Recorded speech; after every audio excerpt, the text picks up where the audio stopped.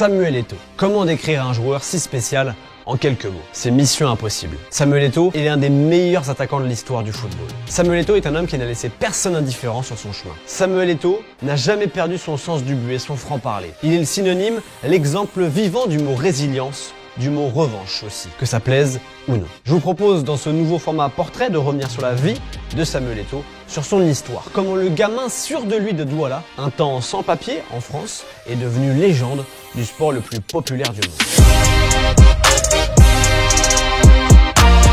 Chapitre 1. Une enfance mouvementée. Samuel Eto'o naît le 10 mars 81 à Nkon, en banlieue de Yaoundé, la capitale du Cameroun. Son père, David, comptable de profession, décide d'emmener ses 6 enfants à Douala, la capitale économique du pays, après la perte de son job. Et c'est là-bas, dans les rues de New Bell, le quartier le plus populaire de la ville, que Samuel montre toute l'étendue de son talent balle au pied. Diallo Siewe est le tout premier éducateur à voir la pépite Eto'o. Il entend que dans ce fameux quartier de New Bell, il y a un crack. Il décide donc d'aller voir par lui-même. Coach Diallo va y rencontrer un jeune homme qui a déjà tout. Le sens du dribble, la finition, l'aisance dans le jeu. Mais il va surtout rencontrer une personnalité. Il m'a regardé et m'a dit « C'est vous le coach Diallo? Vous savez, je suis très fort. Je ne sais pas si vous pourrez m'apprendre quelque chose. » Gilbert Kadji, fondateur de la Kadji Sport Academy, centre par lequel est passé Eto'o, ne dit pas autre chose. À cet âge, les jeunes baissent le regard quand vous leur parlez. Lui vous fixait tout droit dans les prunelles. Il dégageait une honnêteté absolue, une grande force intérieure. Il était déjà très sûr de lui. Le terrain lui donnait raison. C'était une machine à marquer.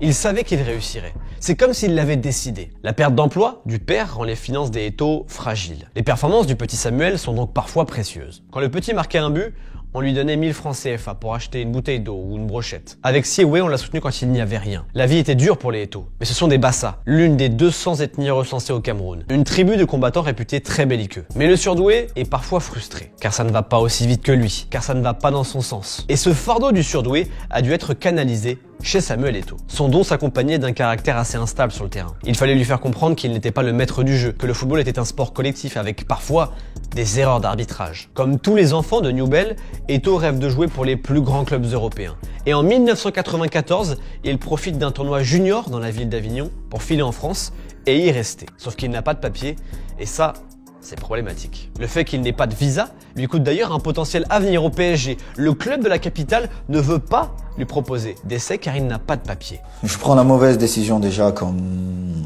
tout jeune Africain ayant le rêve d'aller réussir en Europe, de rester sans papier en Europe. J'arrive avec un visa et puis un visa, je crois, j'avais 10 jours.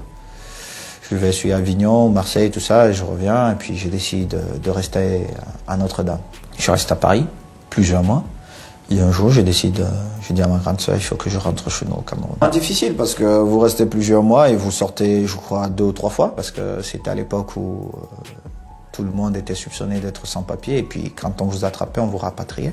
Il rentre 2 mois après son arrivée en France. Quelques semaines plus tard, nouvel essai, nouvel échec au Havre. Le formateur qui l'a observé ne l'a pas trouvé bon. Il y avait 5 jours cette semaine-là. On en a gardé 4 et on a laissé filer la pépite. Mais jamais 203 comme on dit. Une 3e opportunité européenne se présente. Et cette fois, la 3e tentative est concluante. Au printemps 1996, Piri, un émissaire du Real Madrid, se rend à Abidjan dans le but d'enrôler l'Ivoirien Bonaventure Kalou. Mais au cours d'une rencontre U20, Côte d'Ivoire-Cameroun, il tombe sur Samuel Eto'o. Le destin de Kalou et Eto'o change. Eto'o s'envole pour l'Espagne 10 jours plus tard et après un stage de 3 semaines, l'attaquant s'engage avec le Real Madrid, le plus grand club du monde. Il n'a que 15 ans. L'histoire d'Eto'o en Europe débute. Ce n'est qu'un stage, mais qu'importe. Chapitre 2, stagiaire du Real, légende du Barça. En 1996-97, Eto'o est trop jeune pour jouer avec l'équipe première du Real, alors il évolue avec le Castilla. La saison suivante, la 97-98, le Real le prête à Leganés en 2e division. Il revient à Madrid qu'il expédie encore en janvier 99, cette fois à l'Espagnol Barcelone. Puis nouveau retour à Madrid. Mais la concurrence à son poste est encore trop rude, trop costaude pour Eto'o. On parle de Raúl, Fernando Morientes ou Nicolas Anelka. Alors Eto'o joue peu. Il n'est pas la priorité. Il est donc à nouveau prêté au Real Majorque, cette fois en janvier 2000. Il y est d'ailleurs définitivement transféré l'été suivant. Fait important, un accord financier un peu particulier est mis en place. Majorque acquiert 50% de ses droits contre 7,2 millions d'euros. En gros, le Real peut le récupérer pour la moitié du prix ou alors toucher la moitié de la somme obtenue en cas de revente. À Majorque, Eto'o se fait un nom aux yeux de l'Espagne et de l'Europe aussi. Dès sa première saison complète avec Majorque, la 2000-2001, il participe grandement à la 3e place de son club en Liga. En 2002-2003, il empêche les Grands d'Espagne de remporter la Coupe du Roi 2003 qui revient au club des Baléares. Il inscrit un doublé en finale contre les Recreativo Huelva, victoire 3-0. Cette saison-là, il est d'ailleurs particulièrement en réussite contre le Real Madrid, avec 3 buts, 2 passes D, notamment lors d'un quart de Copa où il marque un doublé. Eto'o n'est plus un no-name. Il est même élu Ballon d'Or africain en 2003, avant de remporter l'édition en 2004, 2005 et d'en remporter un 4e et dernier en 2010. La saison d'après, la 2003-2004, est moins aboutie pour Majorque qui termine 11e. À cette époque, l'Olympique lyonnais tente plusieurs fois de le signer, mais Eto'o aurait réclamé 150 000 € de salaire mensuel, une somme que Jean-Michel Aulas aurait catégoriquement refusé d'aligner. C'est donc un autre club qui va s'offrir les services d'Eto'o, non sans mal. Le FC Barcelone parvient à le signer contre 24 millions d'euros, mais a dû batailler pour faire accepter le deal au Real Madrid. Florentino Pérez, déjà président, ne veut pas laisser filer le Camerounais chez son ennemi toujours et préfère que Majorque le garde un an de plus en prêt. Comme ça, Roberto Carlos obtient la nationalité espagnole, car il a résidé assez de temps dans le pays, et ça libérera une place pour un joueur non européen dans l'effectif, donc pour Eto'o. Mais finalement, après avoir abandonné le deal mi-juillet, le club catalan et Samuel Eto'o se montrent suffisamment convaincants pour faire céder le Real Madrid. Les négociations ont duré 2 mois, avec des hauts, des bas, on se parle plus, etc. Majorque touchera 12 millions d'euros, le Real Madrid, vous avez suivi, pareil. Et au Barça, le mariage prend vite. Il marque pour son premier classico dans la peau d'un Catalan, gagné 3-0 à Bernabéu. Et il marque au total 29 buts en 45 matchs. 5 doublés en Liga, 4 buts en Ligue des Champions. Une attaque Ronaldinho, Ludovic Giuli et lui flamboyante. Bref, Eto'o, ça match direct au Barça. Le Barça termine champion d'Espagne 2005. Eto'o marque le but du titre d'ailleurs à Levante. Et ce, alors que le club catalan n'avait plus rien gagné depuis 6 ans. Avec Ronaldinho, Puyol, Xavi et Deco, Eto'o remet le Barça à sa place. Petit couac par contre lors des célébrations, il dérape en lançant ce chant au Camp Nou.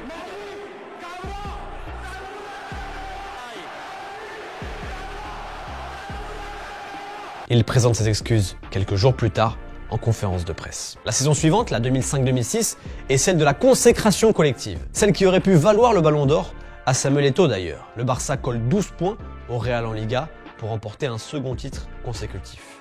Eto'o améliore encore son total de buts en passant de 29 à 34 réalisations. Le 25 février 2006, il quitte la pelouse du Real Saragosse à la 76e minute après avoir passé tout le match à recevoir des insultes racistes avant de finalement reprendre sa place. Eto'o voulait aussi contester le racisme en Espagne. Mais le point culminant d'Eto'o en 2005-2006, c'est bien évidemment la finale de la Ligue des Champions. 16 mai 2006, il est 21h31 passé au Stade de France. Arsenal mène 1-0 à la pause. Le Barça n'a pas eu d'occasion en première mi-temps et sur un service de Thierry Henry, Sol Campbell a ouvert le score juste avant la pause. Pourtant, les Gunners sont à 10 depuis l'exclusion du gardien Lehmann. Dans le vestiaire Blaugrana, personne ne parle. Silence complet. Même le coach, Frank Rijkaard, ne dit rien. Puis d'un coup, un homme se lève, Samuel Eto'o fils, et il dit ceci. Les gars, je vais marquer. On va égaliser et on va gagner le match. De Saint-Denis à Newell, Eto'o a toujours été sûr de lui. Il n'a jamais douté de ses capacités. En deuxième mi-temps, il marque à la 76e minute. Ludovic Giuli, à qui on doit cette anecdote, se met à y croire. Les mots d'Eto'o étaient prémonitoires. Les Catalans se sentent soudainement invincibles. Belletti vient marquer le but du 2-1. Le Barça est champion d'Europe pour la 2e fois de son histoire. Eto'o entre dans la légende du club ennemi du Real Madrid, le club où tout a failli commencer. Chapitre 3. Eto'o renie Guardiola, guerre d'ego. Pendant sa période barcelonaise, Eto'o a pu assister aux premières loges à l'éclosion de Léo Messi. Lors de la saison 2006-2007, Frank Rijkaard mise d'ailleurs sur un trio Ronaldinho, Eto'o, Messi. Mais Eto'o se blesse et manque 5 mois de compétition. À son retour en février, Frank Rijkaard prétend d'ailleurs qu'Eto'o a refusé d'entrer en jeu à Santander. Le Camerounais lui affirme qu'il avait besoin de plus que les 5 minutes qu'on lui proposait pour se chauffer, il revient de blessure. Puis plus tard, il dira que les 3 changements ont été faits. En tout cas, c'est ce qu'il dira à beIN Sport dans une interview que je pense vous connaissez. À Santander, toujours, Ronaldinho affirme de son côté publiquement qu'Eto'o ne pense pas assez au groupe, chose qui va rendre dingue le Camerounais. Je sais que mes buts font du mal à certains, et c'est pour ça que je prends des coups. Ceux qui viennent régler les problèmes des vestiaires en conférence de presse sont de mauvaises personnes. Si cela continue, je révélerai à mon tour d'autres secrets. Finalement, la brouille en reste là, notamment grâce à l'intervention de Carles Puyol. L'exercice 2006-2007 s'achève par une saison quasi blanche. Une deuxième place en Liga derrière le Real Madrid, une élimination en huitième, mais une victoire en Supercoupe d'Espagne, maigre lot de consolation pour Rony et Eto'o. À l'été 2007, Thierry Henry rejoint le Barça, mais Eto'o est victime d'une fracture du fémur et manque toute la première partie de la saison 2007-2008. Et malgré l'éclosion de Messi, cette équipe-là du Barça est en fin de cycle. Elle tourne pas bien. Et c'est pas les stats XXL d'Eto'o en Liga, 16 buts, 4 passes D en une demi-saison seulement, qui empêchent le Barça de terminer 3e. Saison blanche, Rijkaard ne donne pas l'impression d'avoir les clés et arrive donc la révolution, le révolutionnaire. Pep Guardiola. L'été 2008 est synonyme de grand ménage à Barcelone. Guardiola compte renouveler l'effectif et demande à Ronaldinho, Deco, Eto'o d'aller voir ailleurs s'il y est. De nombreux clubs viennent donc courtiser Eto'o, et même le champion d'Ouzbékistan de l'époque, qui lui fait une proposition incroyable de 26 millions de dollars pour 6 mois seulement. Mais Eto'o performe durant les matchs amicaux et décision est prise de continuer la collaboration. C'est peut-être même la meilleure décision de la jeune carrière de coach Guardiola. Sauf que justement, la cohabitation entre l'entraîneur et l'attaquant va être difficile tout au long de la saison. Il voulait me donner des leçons, comment un attaquant devait bouger. Je lui ai dit, mais Pep, tu as été milieu de terrain, tu n'as pas été un grand attaquant. Moi, je marque mes buts comment? Ce mouvement ne devait pas se faire comme ça. Et en plus, on était à l'entraînement. Et moi, j'ai fait un jeu sans ballon pour créer un espace pour Messi qui venait. Et en plus, Léo marque. Il me dit, non, il fallait faire. Je lui ai dit, mais toi, t'es pas normal, toi. Malgré le contexte tendu, ce Barça-là tourne bien. Messi est stratosphérique. Thierry Henry redécouvre le football avec Guardiola, comme il le dira plus tard. Xavi et Andrés Iniesta deviennent des vrais chefs d'orchestre. Et Samuel Eto'o a le rôle de serial buteur polyvalent. L'homme à tout faire devant. En 2008-2009, le Barça corrige tout le monde en Liga. C'est simple. 2 victoires 6-1, 2 victoires 6-0, 2 victoires 5-0, une victoire 6-2 contre le Real Madrid, celle-ci à Bernabéu en plus. La double confrontation, Barça-Chelsea en demi, reste aussi dans les mémoires, mais plus pour l'arbitrage litigieux que pour la leçon de football catalane qui n'a pas lieu d'ailleurs. Eto'o boucle la saison avec 30 buts en Liga. 6 buts en Ligue des Champions en comptant les barrages, dont 1 lors de la finale à Rome. Guardiola, avec Eto'o l'indésirable, réalise un triplé historique. Liga, Champions, Copa. Mais le 20 janvier 2007 sonne la fin de l'aventure. Tout le monde sait qu'il n'y a pas de raison footballistique. Alors pourquoi faire partir Samuel? Question de feeling, question de sensation.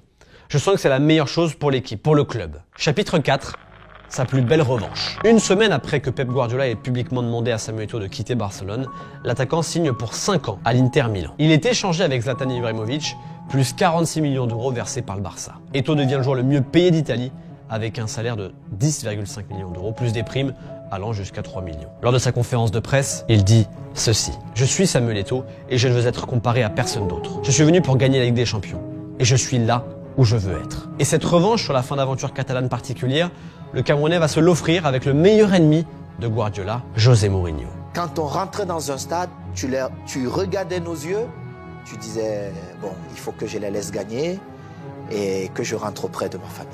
C'était mieux comme ça. Au cœur d'une équipe composée de Schneider, Zanetti, Milito, Maicon, Eto'o passe du football total au football minimal. Avec l'Inter 2009-2010, il joue sur le côté gauche de l'attaque, Milito lui étant préféré dans l'axe, mais qu'importe, Eto'o gagne tout. La Serie A, la Coupe d'Italie et la Ligue des Champions 2010. Sa 3e en 5 ans, avec en point d'orgue, dans cette campagne 2009-2010, bien évidemment la demi-finale contre le Barça de Guardiola. À l'aller, à la maison, l'Inter fait forte impression en battant les Blaugrana 3-1. L'efficacité est maximale comme l'intensité mise par le club dans les duels. Au retour, le Barça a 77% de possession. L'Inter ne tire qu'une seule fois. Eto'o joue latéral gauche. Mais les Nerazzurri se qualifient pour la finale contre le Bayern Munich, malgré une défaite 1-0 au Camp Nou. Guardiola est dehors. Le nouveau Barça sans Eto'o est dehors. C'est sûrement la plus belle revanche d'Eto'o, lui qui en a pris des dizaines depuis le début de l'histoire à Newell. La saison d'après, Mourinho n'est plus là. Il a décidé de rejoindre le Real Madrid, mais le noyau de l'Inter a 38 ans. Chapitre 5, Eto'o, l'indomptable.